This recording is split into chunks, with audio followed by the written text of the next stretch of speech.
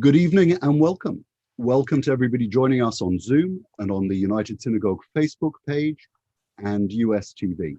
I'm delighted to be in conversation this evening with Philippe Sands, an outstanding jurist, captivating historian and writer.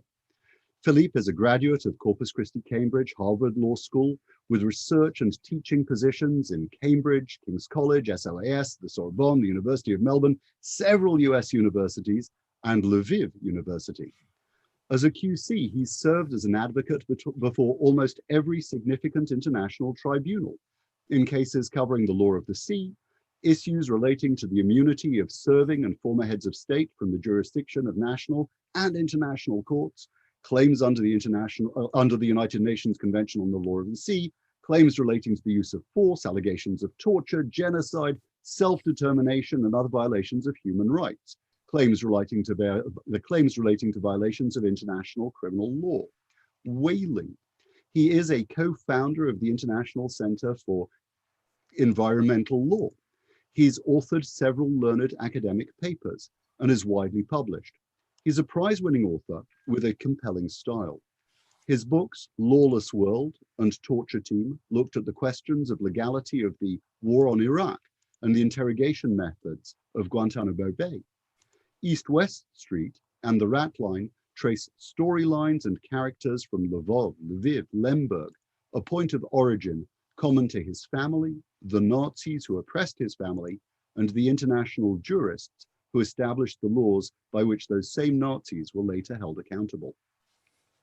When I heard Philippe at a TEDx function just over a year ago, he was about to get on a plane to represent the Gambia in the case against Myanmar for the genocide and crimes against humanity at the International Court of Justice.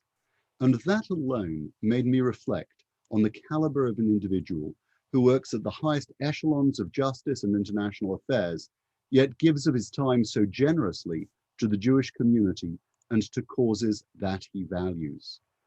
I'm looking forward to our conversation. And while you are all on mute, do please feel free to raise your hands or send messages through the chat so that, time permitting, they can be included in our evening. It is a great pleasure to welcome Philippe Sands. Philippe, welcome. Jeremy, thank you. And it's a great pleasure to be with you and the Kinloss community. Kinloss, of course, is a place I know well. Been to many bar mitzvahs and marriages there in my time, and I hope there will be many more. It's an absolute pleasure to be joining you tonight.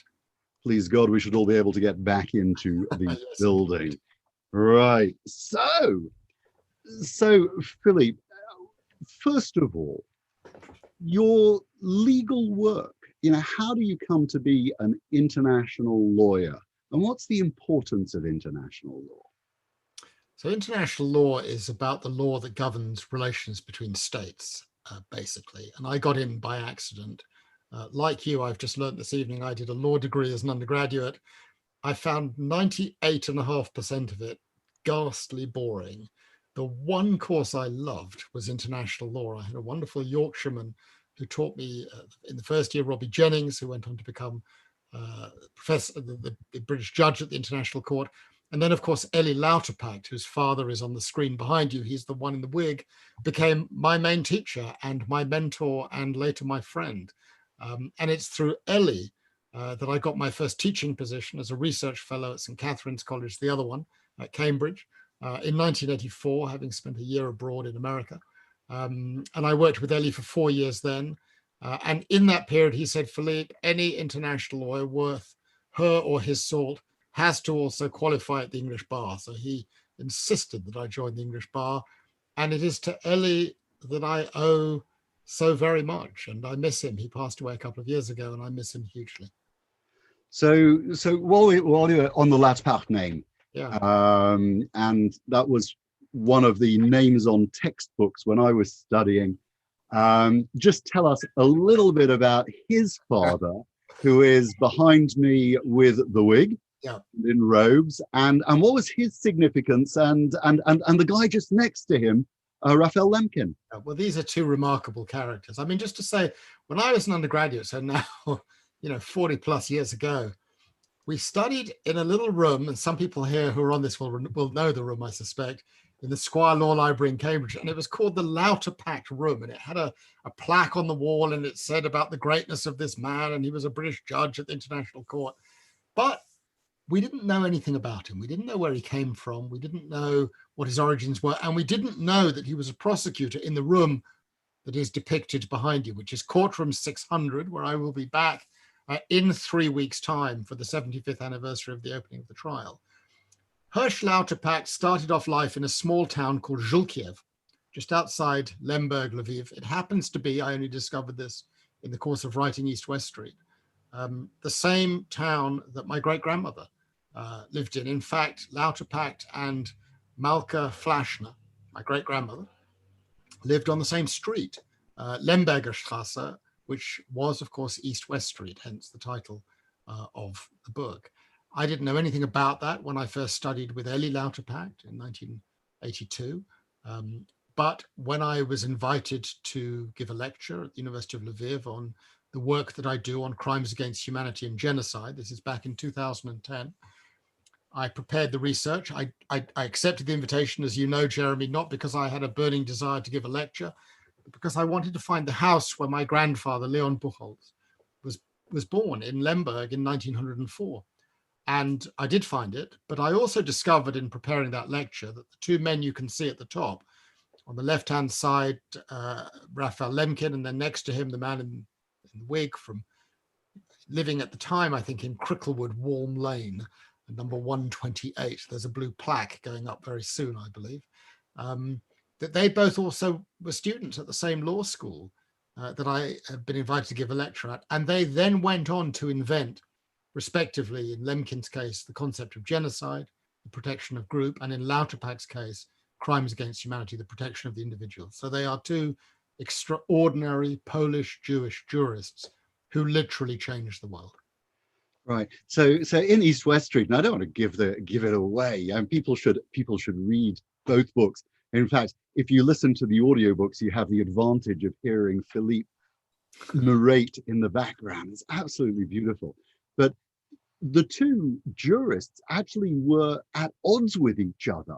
And the two terms that you've defined here, or described here, crimes against humanity and genocide, which we so often run together, are actually very different concepts. Yes. Just to elaborate what those mean. Yes. A tiny bit of history, legal history beforehand. It's very important to understand. It seems amazing today, but before 1945, as a matter of international law, if a state wanted to exterminate half or more of its population, there was no rule of international law which prohibited it from doing that. You were, as a citizen of a state or as a resident of the state, the property of the state. They could do whatever they wanted to you, and they could kill you. And Lauterpacht and Lemkin, growing up in Lemberg, Lviv, Lvov, a sort of multi-ethnic, multinational community, basically divided between Jews, Poles, and Ruthenians, today Ukrainians, often conflicts and tensions, both turned their minds in the context of the Second World War to the same question: how can we use international law to protect human beings? But they had different answers to that question. For Lauterpacht, the essential answer was to give every living human being minimum rights under international law and to protect them from the tyranny of the state because they were individual human beings. And that's reflected in the concept of crimes against humanity. I mean, Lauterpacht is really the father of modern human rights law, the protection of the individual. Lemkin had a different theory. Lemkin said, look, yeah, people do terrible things to each other and to other people, but they don't do it because you individually have done something bad. They do it. You are attacked because you happen to be a member of a group that is hated at a particular moment in time or place. So if we want to protect the individual human being, we should do it by protecting the group of which they are a member. So that the protection of the group becomes a means to an end, the well-being of human beings. No, says Lauterpacht, terrible mistake. You will replace the tyranny of the state with the tyranny of the group if you go down that route. And so the two concepts which become part of international law on the same day, the 20th of November, 1945, the first time the two concepts are spoken in any court, national or international, 75 years ago in just 3 weeks' time, were originated by these two men and have come into being ever since then. But they stand for the same proposition: human beings have the right to be protected, but they achieve it in different ways. So just above my head on the other side, we've got a couple more characters who are from East-West Street, and you've got there Hans Frank on that side, Yeah. on that side, who was tried in Nuremberg. And next to him, you've got Otto Wechsler, who managed to escape. And a lot of your book, The Ratline, is dealing with his story. Yes. Who are they? Well, the man on the left, Hans Frank, they're both lawyers. Hans Frank was Governor General of Nazi-occupied Poland. He was responsible for the implementation of the final solution on the territory of German-occupied Poland. And the one to his right, as we look at him behind the screen just above your head, is Otto Wächter, who was his deputy. He was governor of Krakow and then governor of District Galicia, based in Lemberg, responsible for everything from the construction of the Krakow ghetto to the extermination of 500,000 members of the Jewish community in District Galicia, including my family, Lauterpacht's family, and Lemkin's family. That's the point of connection. In fact, just behind, as we're looking at you, your left ear in the photograph, actually your right ear, yeah, go up a bit, you'll see a man in sunglasses in the front row of the dock. No, down, across, number 7 along. No, carry on across. It's a different screen for you, but there's one guy in sunglasses. That is Hans Frank, defendant number 7, indicted for crimes against humanity and genocide in the dock. And East-West Street, as you know, tells the remarkable and very painful story of how Lauterpacht and Lemkin, having invented these two concepts, are then retained respectively as prosecutors by the British and the Americans. And Lauterpacht prosecutes Hans Frank for crimes against humanity, and Lemkin prosecutes Hans Frank for the crime of genocide. And they do not know, when the trial opens, that they are prosecuting the man who's responsible for the deaths of their own families, their parents, their siblings, cousins, nephews, aunts, uncles.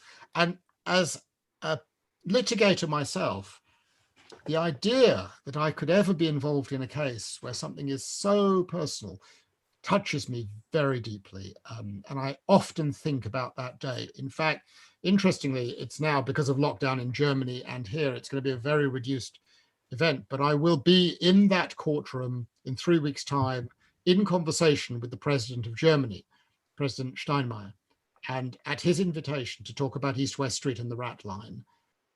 And given the fate that befell my grandfather's family for being Jewish, he was pretty much the only survivor. The idea that 75 years later, I'm in that room with the president of Germany is something I think he could never have imagined possible.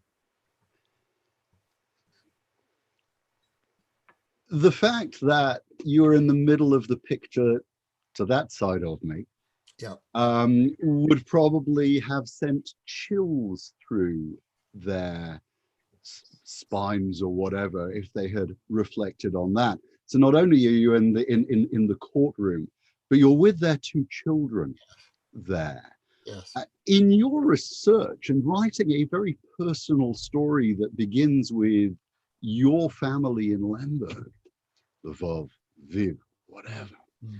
While you're doing that research, you actually come into contact with the descendants of your persecutors, and forge relationships with them. And there's documentary of you traveling with them and you're in conversation with them. How did it feel to take what was so very personal with abstract persecutors to be with the flesh and blood descendants of people who had denied your own family so many descendants? Very complex, Jeremy, very complex emotions and relations. I was very close to my grandfather. He died only in 1997, so I knew him very, very well. And he never talked to me about what had happened to his family. And one of the reasons I wrote East West Street and then The Ratline as the sequel, although actually you can read them in either order, it doesn't matter, was in his honor and his memory, actually. I wanted to know who he was. He never talked to me about exactly what had happened to him or his family, my family, and that's what I wanted to know. And in doing the research, I wrote East West Street was about four men: my grandfather Leon, Lauterpacht, Lemkin, and Hans Frank. Otto Wächter was a bit part player in East West Street, the major figure, along with his wife Charlotte in the Ratline. And I research as I would research a case. I read everything. I'm a absolutely voracious reader. And I said to my research assistants, let's find everything we can find that's ever been written about Hans Frank. And I came across a book published in 1987 called Der Vater, the father, written by Nicholas. Now, on the screen, as we're looking at the screen, I am between two men. The man on the right with glasses is Nicholas Frank, and the one on the left, the slightly taller one, is Horst Wächter, and they are respectively children of Hans Frank and Otto Wächter. Right, the sons are on the same side of you as the pictures are on. Exactly. And the one who's to my left as I'm standing, to your right as you're looking at him, Nicholas Frank, I met for the first time in 2011. He'd written a book, as I said, Der Vater, which is published in English in a sort of abridged version, a really devastating critique of his father. And I met him in Hamburg, and the very first time I met him, he said to me, Philippe, I'm against the death penalty in all cases except in the case of my father. He deserved to be hanged for his crimes. And it was Nicholas, a very fine journalist for Stern magazine, who broke the taboo of children of senior Nazis and said, no, they were criminals. Okay, he was my father, but he was a criminal and he deserved to be punished. Horst, on the other hand, who I was introduced to by Nick, Horst said to me, he has a different view from me. He looks for the good in his father, although his father was also indicted for mass murder, genocide and crimes against humanity, but was never caught. He escaped in 1945 and was never therefore tried. He says, you will like Horst. He's a nice man. He's not a Nazi. He's not an anti-Semite, and that is true. I can absolutely confirm that.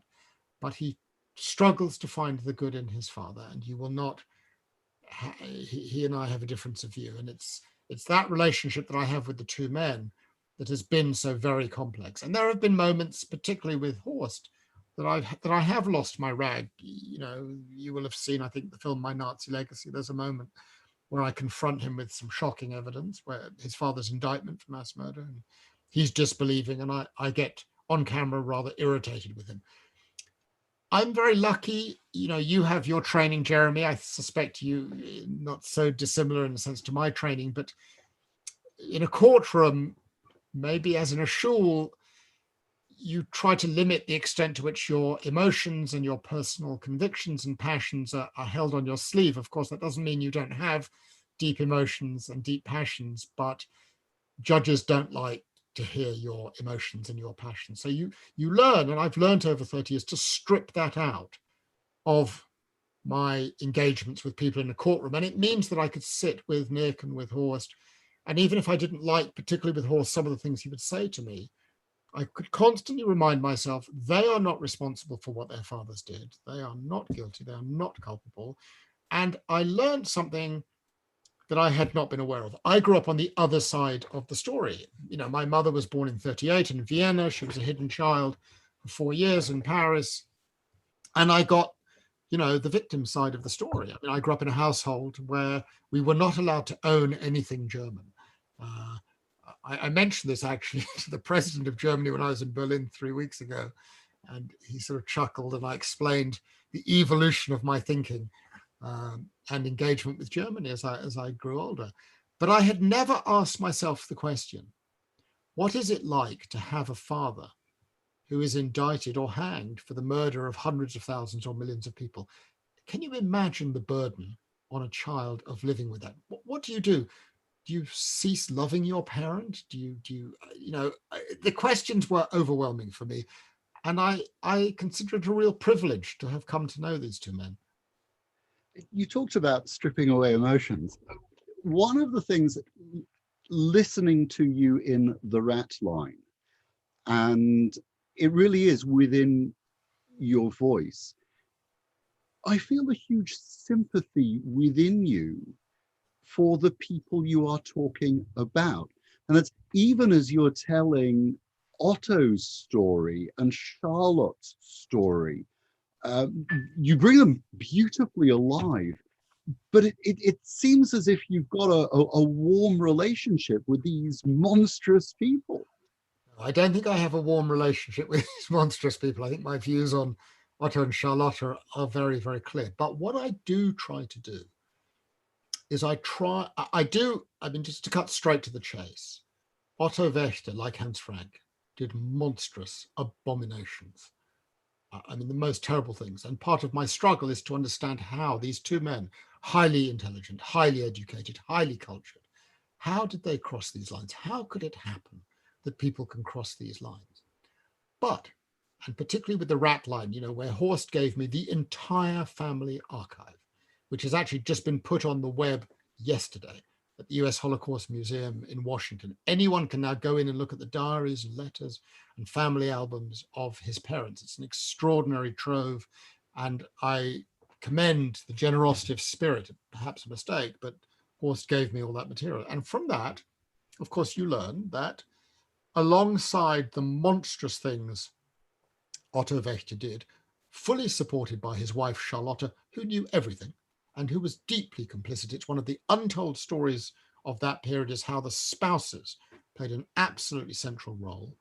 Just to interrupt, yeah. At the point where the Nazis, where the Americans are coming through and are victorious, they ask her, "Were you a Nazi?" And she says, "Yes, I was a Nazi." And you're right that they were absolutely astonished because nobody had confessed to being a Nazi. But what you get in the correspondence is, aside from the acts, the monstrous crimes, and the complicity and the knowledge, are parallel acts of warmth and humanity. Otto Wächter was also a father and a husband and a lover and a child, and he engaged with his father. And so, for example, you get correspondence of the kind where his father will write to him while he is governor of Krakow and say, "My darling son, I have a friend who's married a Jew.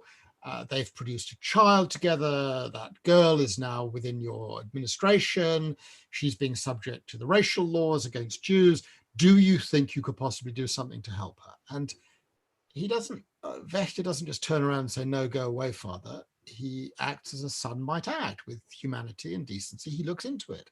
He says, "Okay, I'll look into it." And he goes and gets the dossier and he responds, and it's chilling. He responds and says, "Well, I've looked into it and it's true. Yes, all of what you say is right. But I have to tell you, the law is the law, and we need these laws to protect ourselves against these people.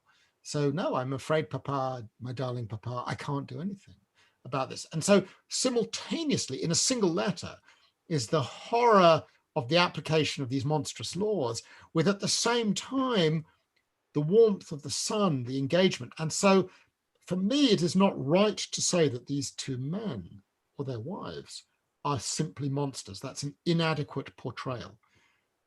They did monstrous things, but they were also capable of love and generosity and humanity. And this is the complexity. You faced it in your work, Jeremy. You encounter people who do the most, I'm sure, terrible things, and yet at the same time, you understand they're capable of love and decency and generosity. And this is the struggle we all have at a human level. How do we balance these things? And so I didn't want to portray them just as monsters. They're human beings who did monstrous things. And so it's not a sympathy, and it's certainly not an empathy that I have for either of these two men. It's a desire to understand how people cross lines. Thank you. It makes the literature, it makes your writing travel along, because we really are brought into them, and that's something that's outstanding in your style. But I hope I haven't created in you the sense that I have an iota of sympathy for the two men who are above your head. Fair enough. I wanted to challenge you. I really do not. Challenge you on that, because there is just this, you just take the journey with them and you fall into their lives, and Well, they start off as rather genial characters. This is Exactly. the terrible thing, is you could imagine in both cases sitting at a dinner table with them. Frank, one of Frank's great friends, was the composer Richard Strauss. Frank was a marvelous pianist.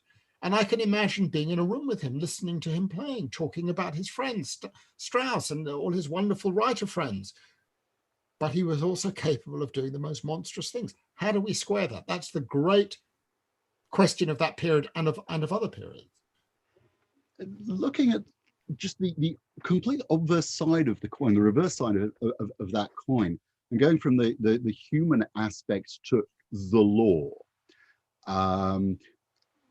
We're in a society at the moment where law is used in many different ways, and the rule of law is a really challenging idea.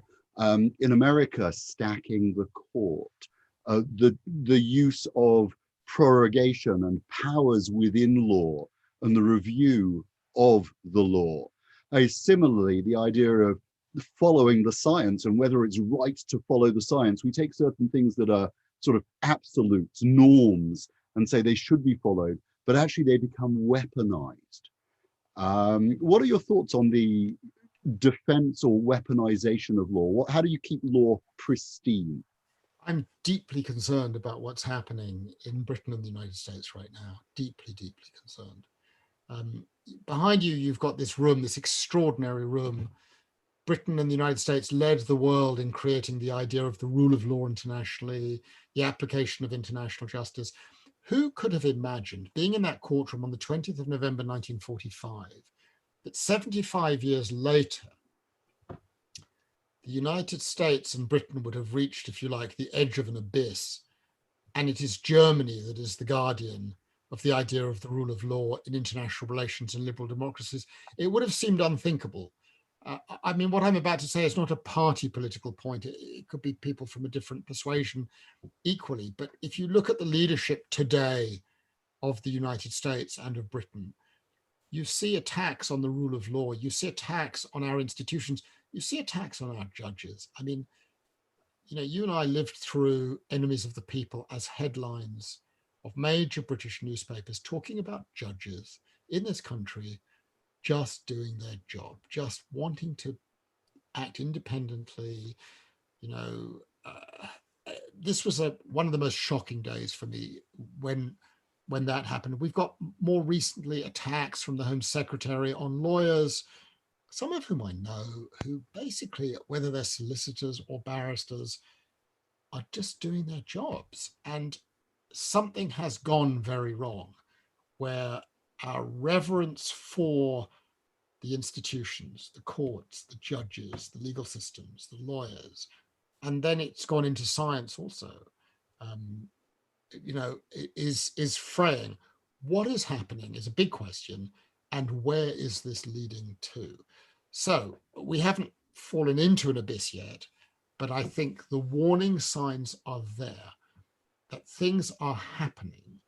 And particularly for someone like me who has been steeped in the period of the 1920s and the 1930s, seeing the divisions, the polarization, the attacks on judges and other establishment type institutions, you can see where this could head. I'm not for a moment saying that we are now in Weimar Germany, that this is where it's going, but I think there are warning signs, and I think it's a moment for real solidarity. You know, as things polarize, whether it's left and right or however else way you go, the center collapses, and into that vacuum come, I think, dangerous and potentially very nefarious forces. So I think it's a very worrisome moment right now, and we're seeing it now in the United States. You know, my son works for the BBC. He's been sent to Washington.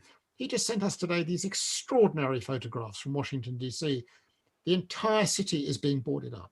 Same in New York, same in Florida, same in Ohio, because of fear of a civil war. It's fear on the streets that if the outgoing president loses, he may well call in forces that will cause mayhem. And that anxiety level is deeply worrisome, deeply worrisome. how are jurists, judges, lawyers supposed to respond to laws which are legally passed, constitutionally passed, but are unjust? Is it for people who are jurists to reinterpret or to annul? What a big question. I mean, you know, I have a number of friends who work as lawyers in the US Department of State, who, when President Trump was elected, said, what do we do? Do we stay? Do we go? What do we do? And but my feeling is it's really important you stay and you fight the good fight from within, although we've seen what's happened to some of those people. So the book that I read, the book that I recommend to people on that issue is an extraordinary book written by a German journalist and historian who passed away some years ago, Sebastian Haffner. He wrote a book called Defying Hitler. And he describes how in 1933, he happened to be a student judge. And he was in a little cohort of 8 young lawyers training to be judges. And when Hitler was initially elected, all 8 were solidly, no, we believe in the rule of law. We're not going to do this. We're not going to do that. And slowly, one by one, they peeled off until he was the last one left standing. I think the answer to your question is every human being must have civil courage. And that civil courage is when you are asked to cross a line of principle or morality or legality, at a certain point, you have to say, no, I'm not going to do that. You down tools, you resign. But it's a fantastically complex question. I'd like to take that question into a completely different context. And just a couple of days ago, it must have been just a couple of days ago, on Friday, I am listening to interviews with Luciana Berger and Margaret Hodge and with Keir Starmer about what was happening within the Labour Party and the anti-Semitism that has been found to exist and how it was being run. And on the one hand, Luciana felt she was forced out. On the other hand, Margaret Hodge says, as you just said, sometimes people choose to stay and fight. And the question put to Keir Starmer, how do you remain on the front bench and doing the job you're doing? You know, how are people supposed to respond to situations like that, where on the one hand, they're trying to defend the ideals and not let a party be stolen from them. On the other hand, they're being compromised. It's fantastically difficult. I mean, I think there is no simple black and white answer. This is a very personal question, and reasonable people can answer it in different ways. I recently had lunch with Margaret Hodge. We talked about this at length. I don't know Luciana Berger, but everything I know about her seems she's a remarkable individual. And here are 2 remarkable individuals who went a different direction. I would never say one is right, one is wrong. It's very, very complex.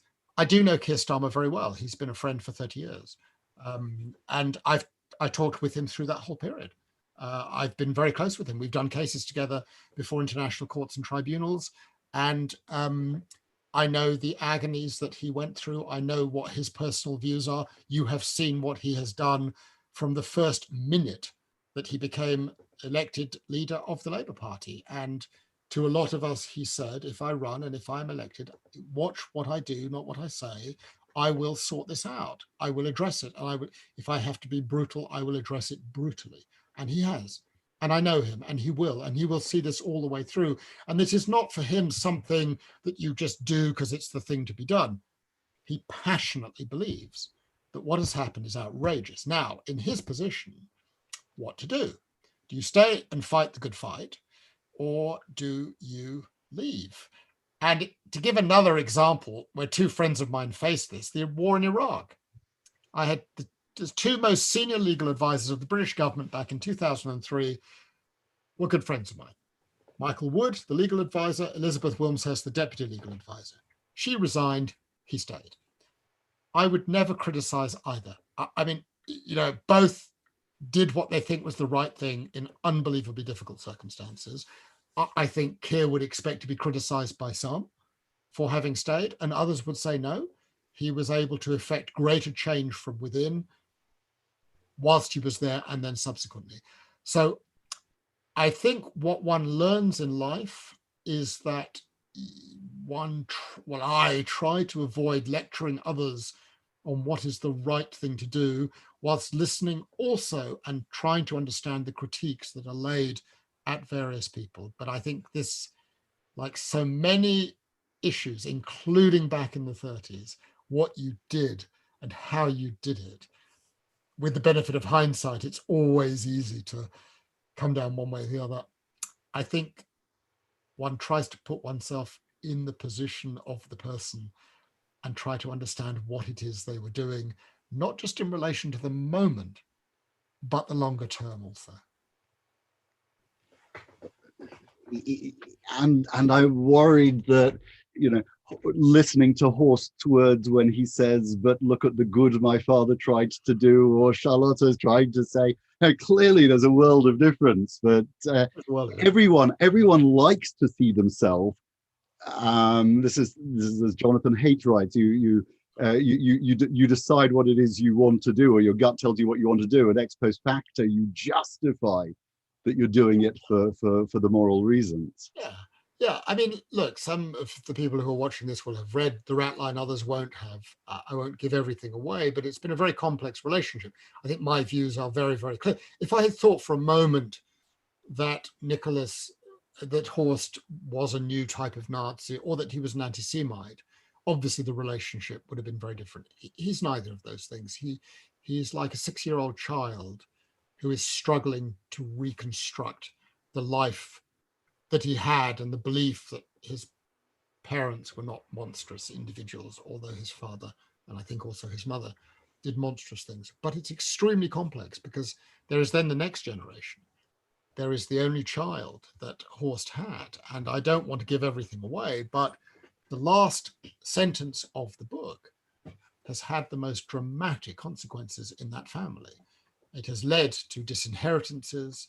It has led to a breakdown in relations, because the book is brutally honest in what it sets out.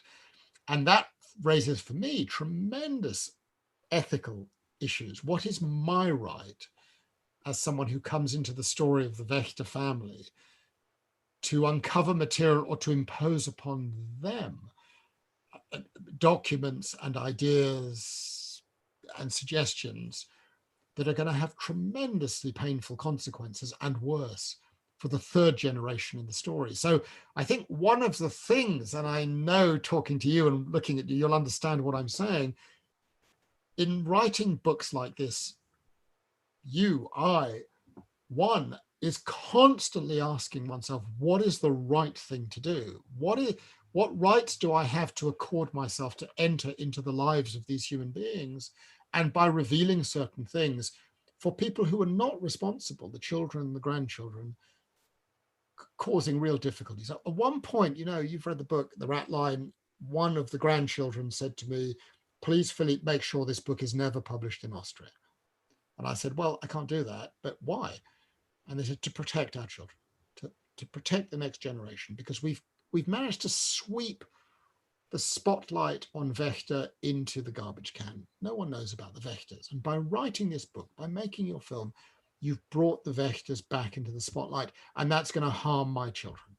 And of course, I'm a decent human being. If a young father says that to me, I pause. But at the end of the day, no, my job is to simply get the material out in a fair, courteous, and respectful way, but understanding that it may cause tremendous pain for others who have no culpability for things that happened all those years ago. So it's very, very complex path one is on. I know you understand it. It's very. I find it very complex. I'm going to cut into some of the writing in just a moment. Just a question before that. Looking at Europe as it is at the moment, Horst, and this is, I think, in the documentary, but you refer to it in the Ratline. Horst goes into a meeting and he signs himself in as Wächter, son of the governor. Yeah. So he's still carrying a torch for his father, but the environment into which he steps in a couple of places are these insidious people on the right who are fueling the resurgence of racism and bigotry. Now, how do you feel? What is your feeling? Not so much about Horst in this, but what is your feeling about what is happening in Europe at the moment and the resurgence of these populist movements? Deeply, deeply concerned. It's interesting. It's exactly the conversation I had with the German president a couple of weeks ago.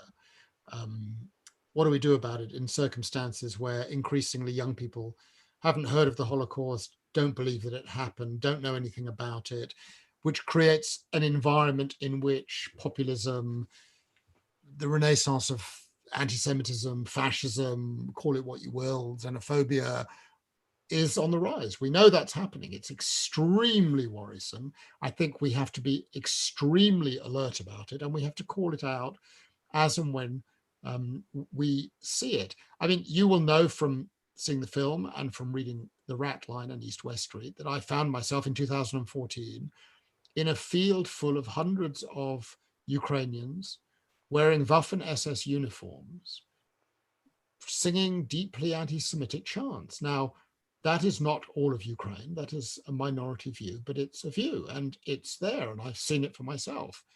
And I've talked with these people and inquired what is it that motivates them to think as they think and to do as they do. And I've been with Horst in that field. And Horst is not a bad man. But when Horst sees sort of an SS car turn up and thinks, I like the look of that car. I think I'm going to get into that car. And I remember standing watching him and just saying to myself, please don't do what your father did. Please don't get in the back of your car and sit in the back of that car like your father did. And I'm standing next to my dear friend from university days, David Evans, whose wife I'm sure you'll know, Abigail Morris, former director of the Jewish Museum. And David, who's the filmmaker, is thinking the opposite. For filmic purposes, he's saying, get in the back of the car. I really hope you get in the back of the car, just like your dad, because it'll be fantastic on film. It's horrible. There are forces that are at play that require us to be extremely alert. And it's not just in continental Europe. It's here in Britain too. And it's here in the United States too. And it's close to home. We have to call it out and we have to be alert. And we have to do it, I think, in solidarity with other communities that are feeling vulnerable. I think that's one of the really big lessons, is that the other side, who wants to exploit racist tendencies and anti-Semitic tendencies, have a sort of divide and rule approach. And they basically, the technique is to separate out the different communities and attack them one by one and turn the different communities against each other. We have to be very careful how we do it. I think there are real lessons from the 20s and the 30s. It's actually one of the things I've been fascinated about, immersing myself into that period. I had a dilemma recently. One of the things I like doing is interviewing people and teasing out ideas and having conversations such as this. And there are a number of people in politics at the moment who are either the acceptable face of the extreme right or the acceptable face of the extreme left. They're the people who would definitely say they don't believe anything that would be inappropriate, but they're used to nudge the discussion towards the extremes, and through their clever words and expressions to make unacceptable ideas that much more palatable. How do you have discussions with these people, or is it just too dangerous to give them airtime? I've always thought actually the extremes of right and left meet when it comes to matters of anti-Semitism and populism and xenophobia and racism. It's actually, I've never thought that there are more anti-Semites or racists in one political party or another political party. Frankly, they are in all political parties at the points of extremity. And the question of how we deal with that is complex. I mean, I'm going to answer the question in a different way. So I I wear another hat. I'm the president of English Pen, which is the Writers Association, to protect writers and to protect freedom of expression. And my principle has, I'm a very passionate believer in freedom of expression. I may surprise you, Jeremy. I'm against, for example, Holocaust denial legislation, treating it as a crime, because I think it doesn't, criminalizing it doesn't make it go away. It just makes it go underground, and it doesn't make it disappear. It just goes to other places. And I prefer to know that it's out there and deal with it when it's out there. So my views on freedom of expression are very, very, very strong indeed. And in application of that, basically, I will go and speak anywhere, provided I'm not subject to constraints on what I say. And so some of the people listening to this will be surprised about some of the places that I have been to and talked about these things, in Tehran, in Damascus, in Cairo.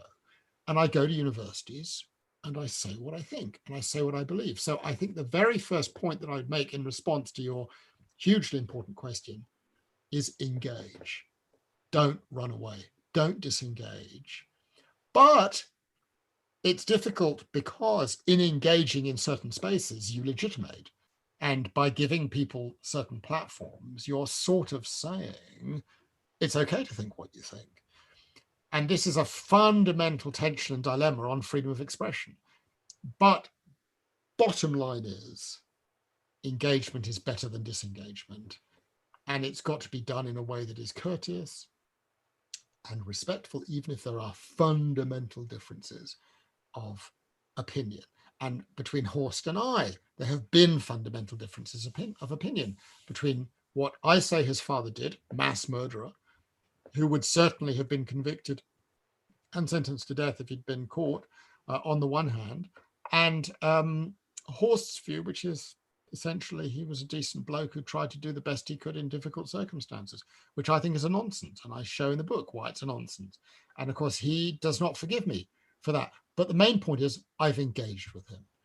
We have the conversation. Sometimes they're very painful conversations, but I think we need to engage. And sometimes that's very difficult. And it requires our community leaders to sometimes engage with people who they may find very offensive and very difficult. And that's complex. But again, that's my way of dealing with it. I know there are other views, and I'm deeply respectful of those other views. And I would not wish to impose on anyone else my views, but nor would I wish them to impose their views on me. It's very complex, again. In the difficult conversations, you are tracing the people who may have helped or may have attacked Otto at the end of his life, and you end up in America, and you end up dealing with a family. You tell somebody your dad had an affair and you've got a half brother. How do you go about that? And do you have the right, as you're pursuing your own research, and there's a little bit of knowledge within the family, but there's also a total absence of knowledge within parts of the family. Do you have the right to upturn people's perceptions of who they are and who their family members are? I think I've already signaled that I ask myself that question a lot. It came up in East West Street, where those of you who've read it will know there is a moment where I unearthed the possibility that my beloved grandfather, who I love deeply, may not have been my biological grandfather. And I meet the granddaughter of the man who was my grandmother's lover in Vienna. And she says to me, let's do a DNA test. And I say, okay. And the DNA test packages arrive, and Sandra in, Long Island, Massapequa, New York, writes to me and says, my pack arrived and I sent it in 10 seconds and did the test, and I'm now waiting for the results. My pack sat on my desk for 6 months because of your question, because it posed the question of what right did I have to impose on my mother a possible result?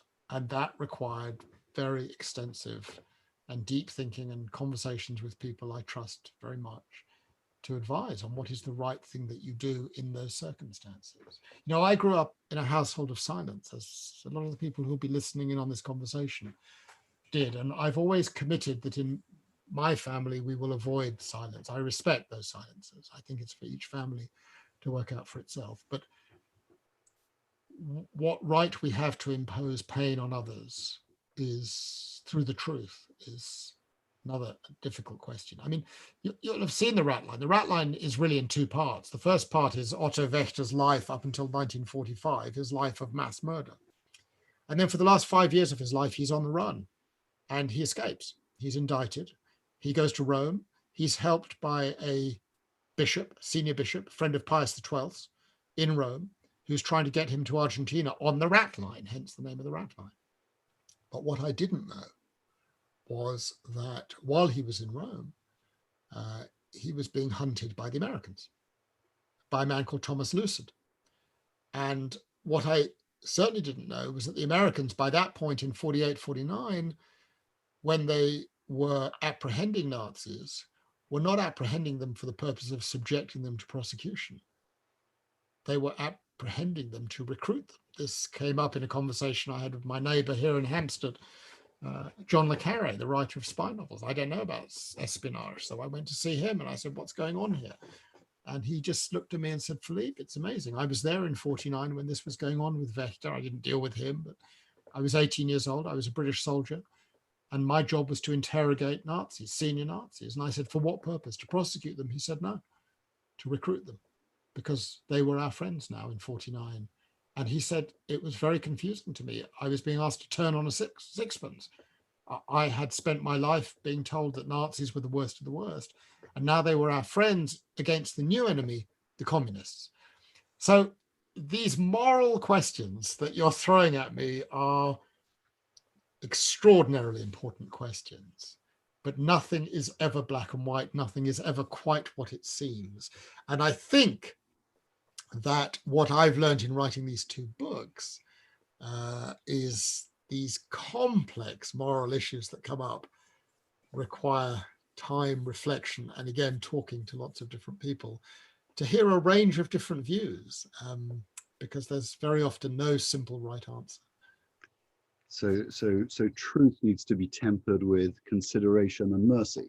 I mean, again, I don't want to give too much away from East-West Street, but I had to deal with the question of what if the DNA evidence showed that the man my mother loved as her father was not her biological father? Did I have the right to share that with her?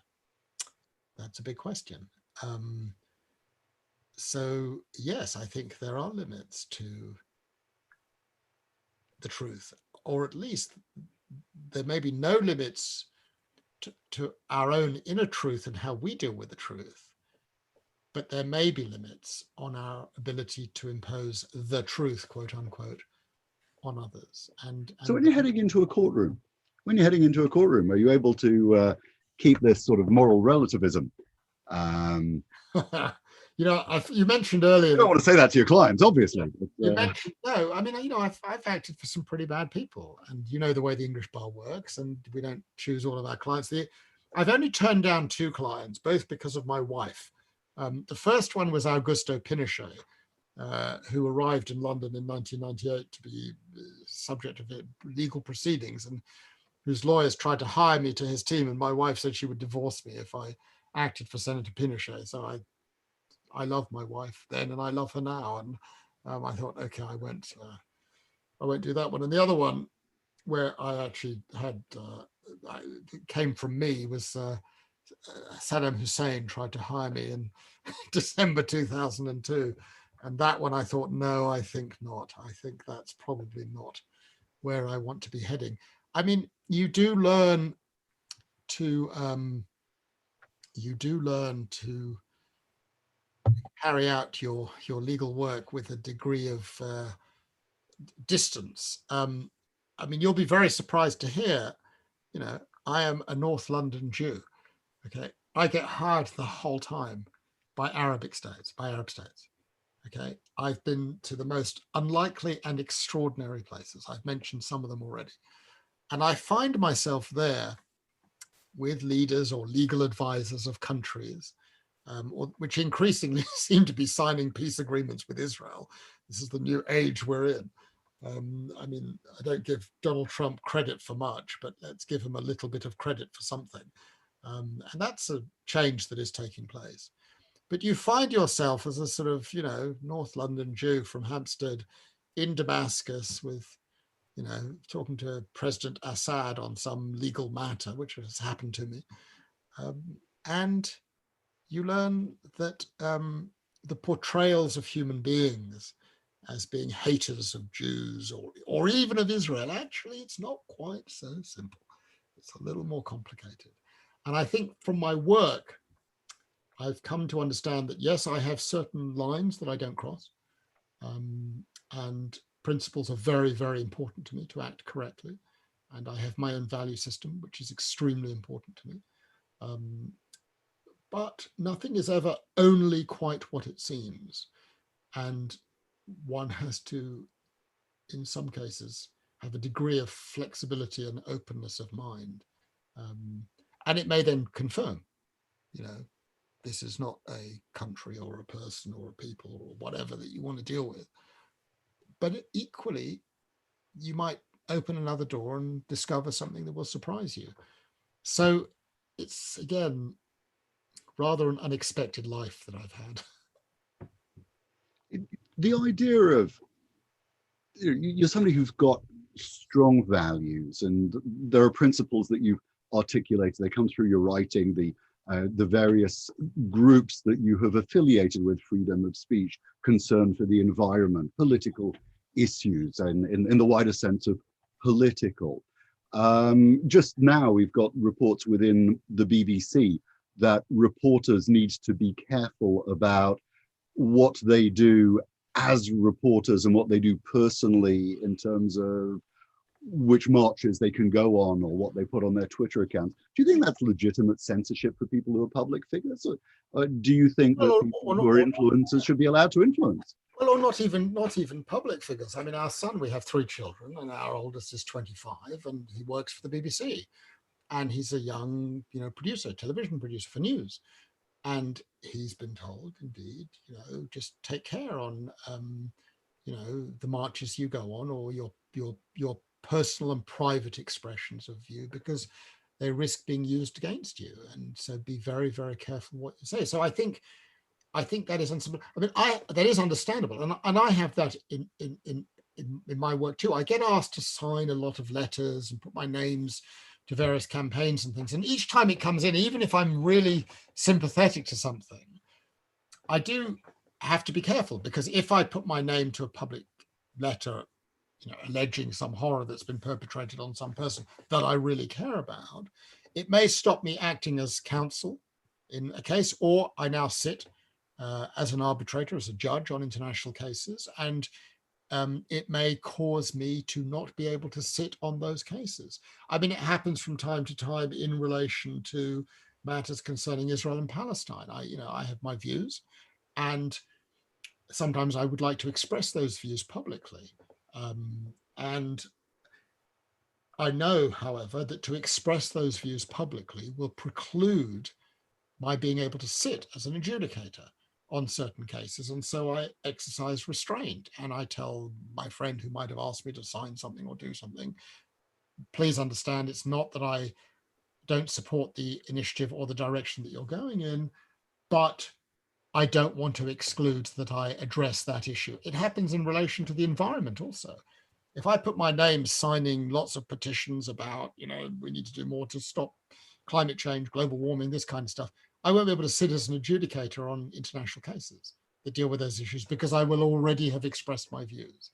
So I understand that logic, that if you are going to be involved in professional activity that requires you to act as a relatively neutral interlocutor, whatever your views may be, it's best not to publicly declare your views in advance of that happening. And I can see why, for journalists, for writers, for broadcasters, that may also apply. But then there'll be matters of personal conscience where you say, no, absolutely not. I'm going to go on that march. I'm going to do that thing, and I'll just take it on the chin if I then get criticized for it. So it is difficult. What's it supposed to do with the hearings for Supreme Court justice in America, where they sort of grill people and ask them to position themselves in advance? How is there any truth to that? They say nothing. You've watched some of those hearings. They say nothing, and they should say nothing. It's quite right. But should they be asked the questions? Aren't they just stupid? No. I think it's absurd. I think the way of hearings in the United States is absurd. I really like the way we do it in this country, where we have an independent judicial appointments commission. You do not subject these people to scrutiny. You do not subject judges to parliamentary questioning to vet them on their views. You know, our judges span the political spectrum, as they should, and they come from all sorts of different backgrounds. And that is a positive thing. There is a move now with this government to have US-style hearings for our judges, and I am totally opposed to that. I think it is not something that should be aired in public, and I don't think people who are going to be judges should be asked to express publicly their views on any number of issues on which they are expressed their views. You just keep that to yourself. Right. Got a question here from Irene. Let's unmute Irene for a moment, who had a question about Brexit. Yes. I wondered whether you had... Hello, Irene. Hello. Oh, hello. I wondered if you have any views, Philippe, on the government's proposal to break their international obligations in order to facilitate Brexit. Yeah, I do, and I'm very happy to say that my view is not a party political view. You will have seen that from across the spectrum, I think it was 3 or 4 former Conservative Party leaders, Michael Howard, William Hague, John Major, former Labour Party leaders, Gordon Brown, Tony Blair. One of the things that I feel really proud about being British is this system of values that includes a respect for the rule of law. I mean, Rabbi Lawrence, Jeremy's got behind him a picture of a courtroom. That is a courtroom image which embodies the idea of the rule of law. You don't just line them up and shoot them. You don't beat them up. It's not perfect. I know that. I'm not starry-eyed about it. But Britain has, since the Second World War, and even going back further, all the way, if you like, to Magna Carta, had this idea that we are a rules-based system. And that rules-based system includes respect for the rules at the national level and the international level. And this proposal in this bill, which I think will never be passed, it will never get through in the end, it was a negotiating tactic, proposes a clear violation of a recently signed and ratified treaty. That has never happened before in British history. It is deplorable. It undermines our value system, who we are, what the country stands for on the international stage. And I think it was a terrible mistake. And it did not enhance negotiating leverage in the free trade agreement with the European Union. It undermined the United Kingdom and its value system. It was a very, very sad day, and I feel very sad about it. Can I ask you what you thought about it? Hang on, let me unmute Irene here. I thought it was appalling because it destroys our reputation, it destroys trust, and how can anybody trust us again? It goes back to perfidious Albion. So no, I don't approve of the British government's attitude on that, as on so many other things. Well, it undermines us. If you imagine, you can see what's going on in China now with the Uyghurs. You see with Hong Kong.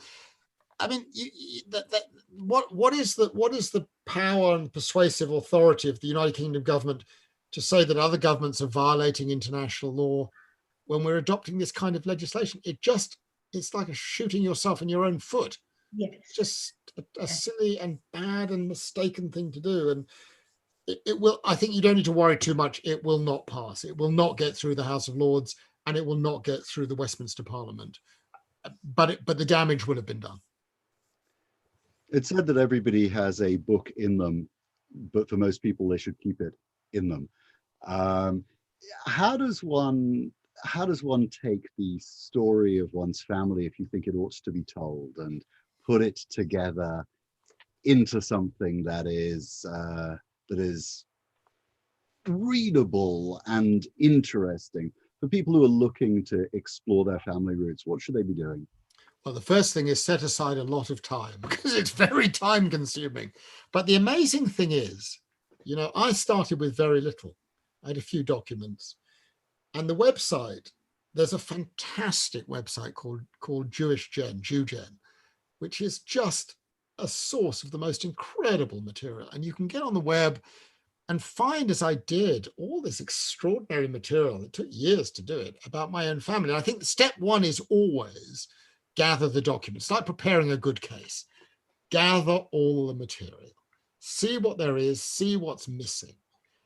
And then step two, in writing the story, I mean, it's very difficult, I think, but try to strip out your own personal emotions, because I think readers don't want to hear the emotions of others. You know, it's one of the golden rules when you're a litigator in court, is you never say to a judge, this is what you should do, this is what you should think, this is the answer you should give. What you do instead in court is you lay out the material and do it in such a way that you hope you will lead the judge to a conclusion which accords with what you want as the outcome, so that the judge herself or himself says that's the obvious solution.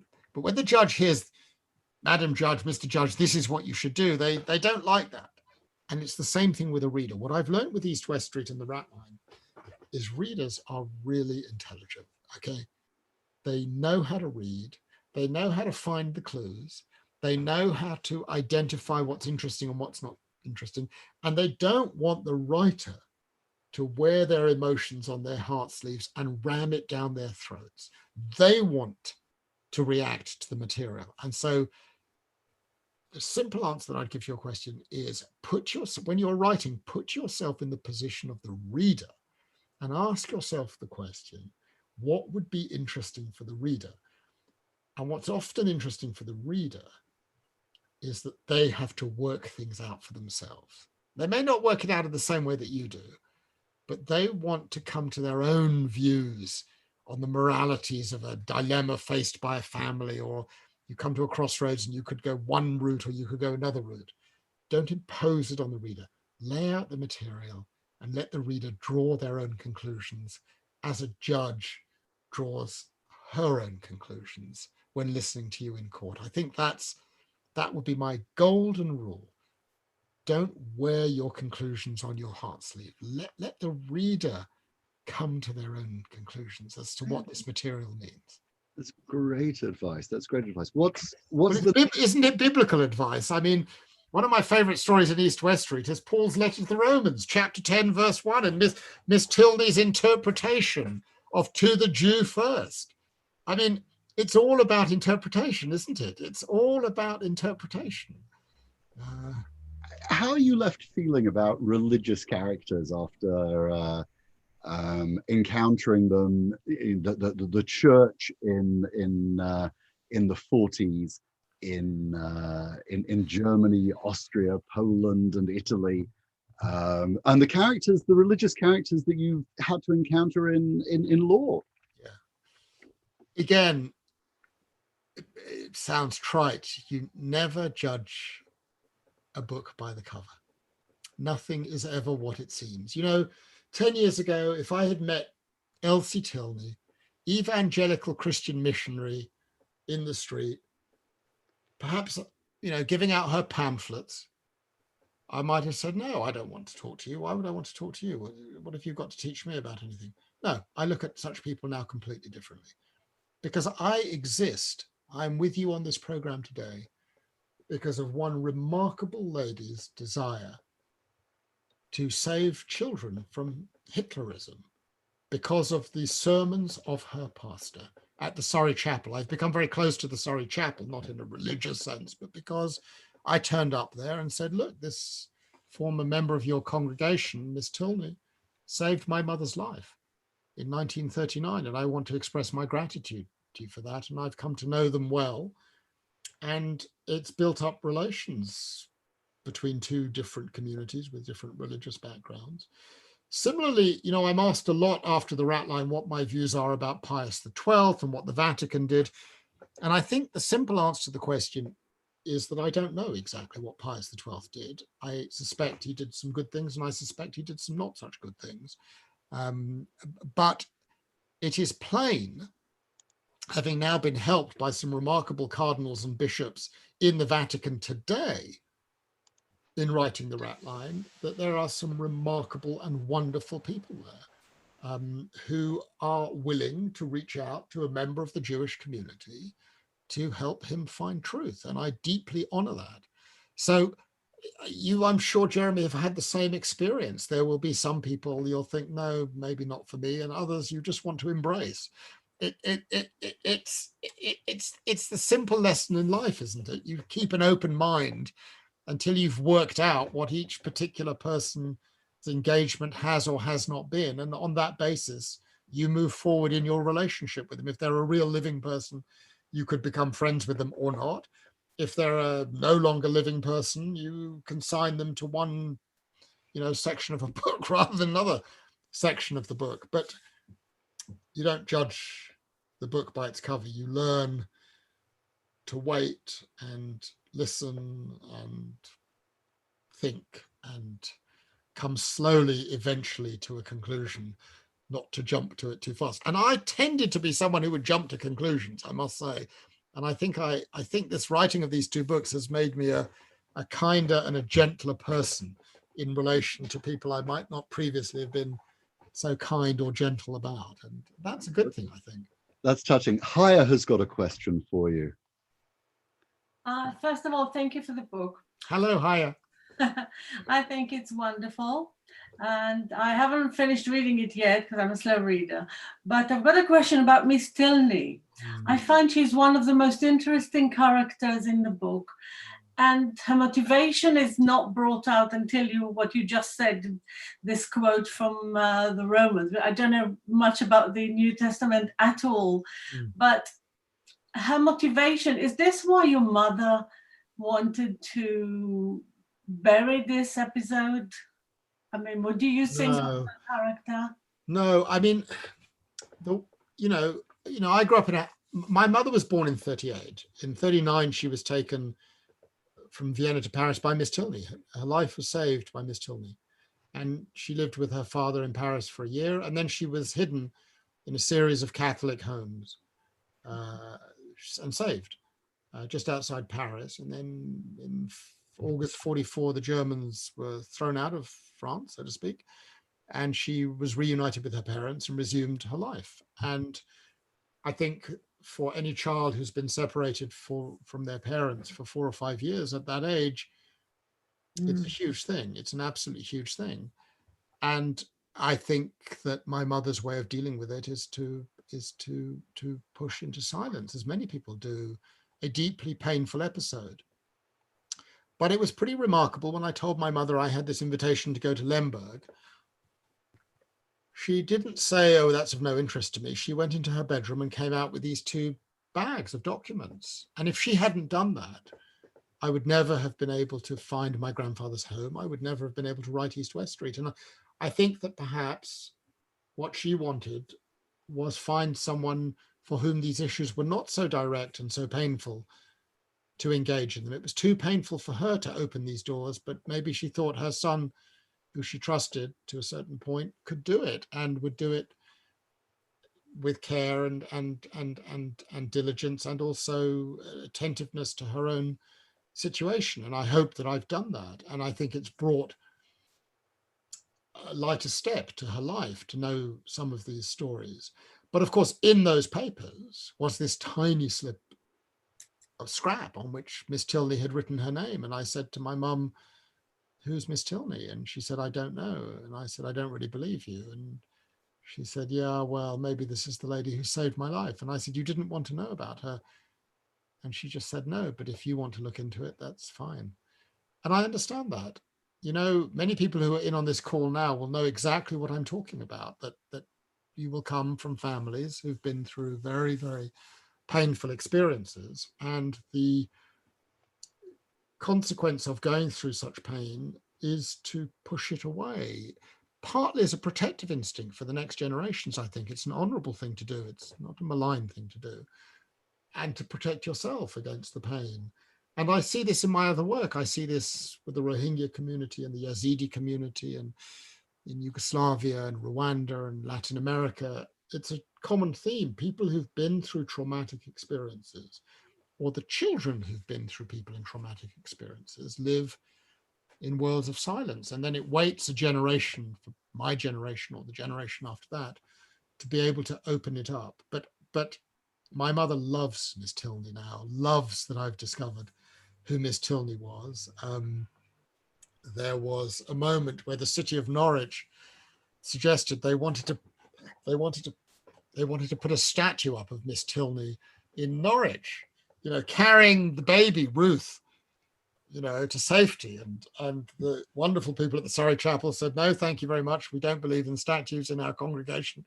Just give us a certificate. We'll put it on the wall. That'll do very nicely. And perhaps there was all of us in the family thinking we rather liked the idea of a statue of, you know, our mother being carried to safety from Vienna to Paris, but it was the congregation's decision and they said no. So it's ended up being a wonderful story, of course. And I get so many letters about Miss Tilney. And of all the things that make me happiest with East West Street, the fact that Yad Vashem have honored Elsie Tilney as a righteous person is at the top of the pile of happinesses, because she was a remarkable person. And she probably would have hated the attention. It's another one of these moral dilemmas that I face, Jeremy. What is my right? What is my right to impose publicity on what Elsie Tilney did? But right. in the end, I just thought, you know what? She's long gone. Her family were all in favor. And so we went for it. I think, you know, statues give us recognition, gives us something to aspire to. Tearing down statues is another controversial thing at the moment. But before we get on to that, I've got a question from Anthony Warrens, which will be our last question. Yeah. Hi, Anthony. Hi. I'm also about halfway through East West Street, and I'd like to say how much I'm enjoying it and how I've been struck from what you've said this evening, and indeed from what you've written about how you are very much values informed in your approach to the law. But as you were talking about how you were concerned of the degradation in public respect to the legal system, I found myself wondering whether or not the legal profession has contributed to some extent the reasons for that degradation. And I will reflect on, I won't go for examples, but a number of examples from my professional life in which lawyers have used the legal system in something of a cynical way in order to get what they believe to be their client's best interest, but certainly is very far from being values informed.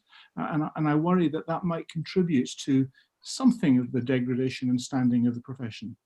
Well, you know, we've all come across lawyers who do things perhaps not in the way we might want it to be done, or there is always in any community perhaps outliers, but I think they're few and far between.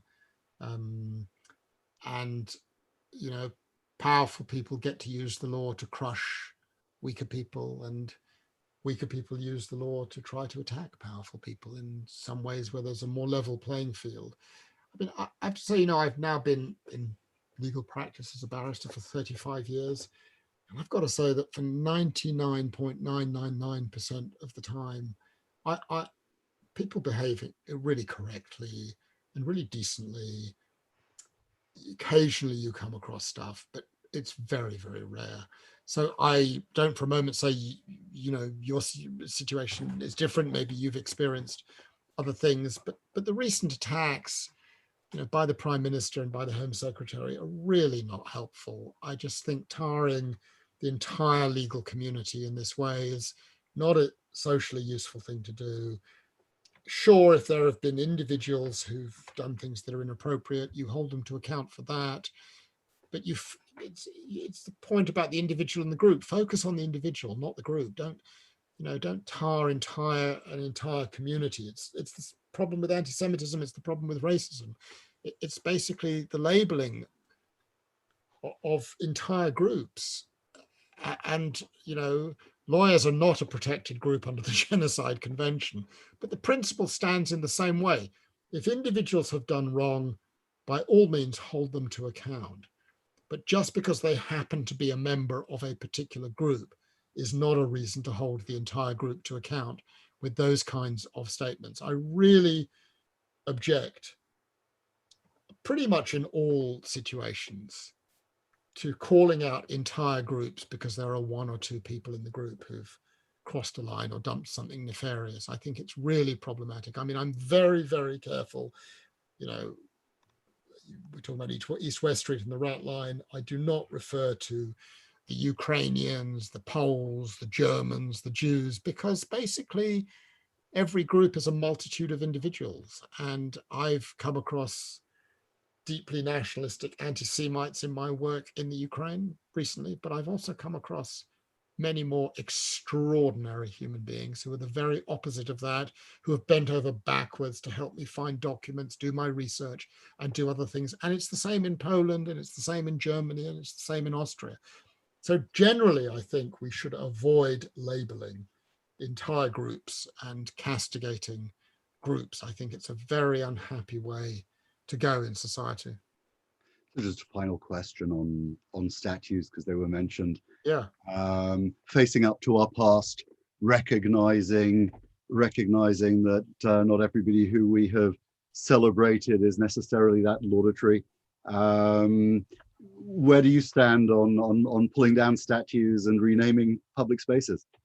So I've thought about this a lot, and I think it's about education, isn't it? So the best example that I can give, I've done a lot of work for many years in Mauritius, and I was taken on one occasion while I was in Mauritius, in the wonderful small town of Port Louis, the capital of Mauritius, to the High Court, and I was taken to the Chief Justice's courtroom, and above the Chief Justice's chair, where the Chief Justice sat, was a little hole in the wall, and the judge who showed me around said, "Oh yeah, that's where we used to have the bust of the person who built this courtroom during the British colonial rule." And I said, "Well, he's not there now. What happened?" And she said to me, "Well, he was a slave owner. And so we had a whole debate about what to do about him, you know, and the end position that we took, which I thought was very wise, was not we're going to take him down and destroy him and smash him into smithereens, because he's part of our story. People need to know about our story. So we're not going to elevate him to this special position in the main courtroom. We'll put him in the waiting room, and we'll attach to the plinth an explanation of who he was, of the good that he did and the not so good that he did." And that's my position on statues, is that I don't think we should be taking them all down and destroying them, although some should go down, I suspect. But I do think we need to be telling the stories of who are the people behind these statues. You can't just erase your history. I mean, one of the things I said to the president of Germany was, you know, I've sort of had enough of all these wonderful German students who come and take my classes at UCL and still feel guilt and shame and responsibility for what their grandparents or great grandparents did. I mean, you know, some of the people in my class don't even want to own up to the fact they're German because of this sense of guilt. And I said to the president, you know, my country, Britain, has not engaged with its past. It has not engaged with colonialism and slavery. When I went to school, we were just told Britain was great, and we were told nothing about all of these things. And we have all these statues all over these places, all these marvelous people. And I'm sure many of them were very marvelous and did very marvelous things. I think it's about education. I think it's about being honest in engaging with our past. And you don't get rid of your past. You don't tear down all the buildings and the spaces. You put up other spaces and other statues and other people, and you tell the story of what they did, and you hopefully try to understand what they did. So I understand the sentiment, to the anger, and the anger of the tearing down is in large part understandable, I think, because there has been a singular failure to engage with historical wrongdoing in this country. I mean, right now I'm doing a lot of work on slavery and colonialism and reparations for that. There's never been an apology. There's never been compensation payments made. I mean, most of the viewers of this program will be amazed that the only compensation that Britain has ever paid for the slave trade is to the owners of the slaves when it was ended in the 19th century. They were compensated very, very handsomely with vast sums of money from the public purse for the cost of ending slavery.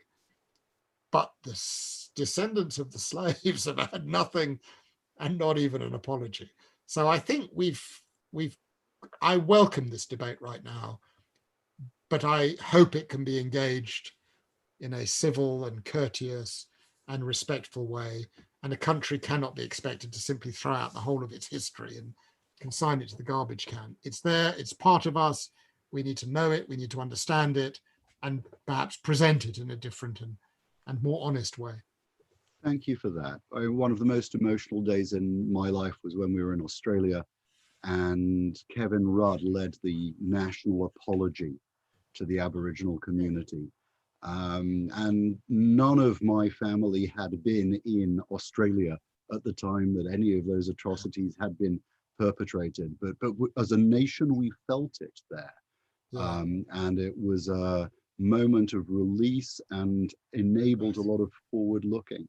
And so I thank you for the work that you have done in Europe and in international law, but in literature as well, in linking us to the past, but in a way that we can help to make sense of our future, Philippe. And I thank you for doing that with us this evening at such great length and with such good humor and with such wonderful articulation. Thank you very much indeed, Philippe Sands. It's a real pleasure to be with you, Jeremy, and thank you all for being on.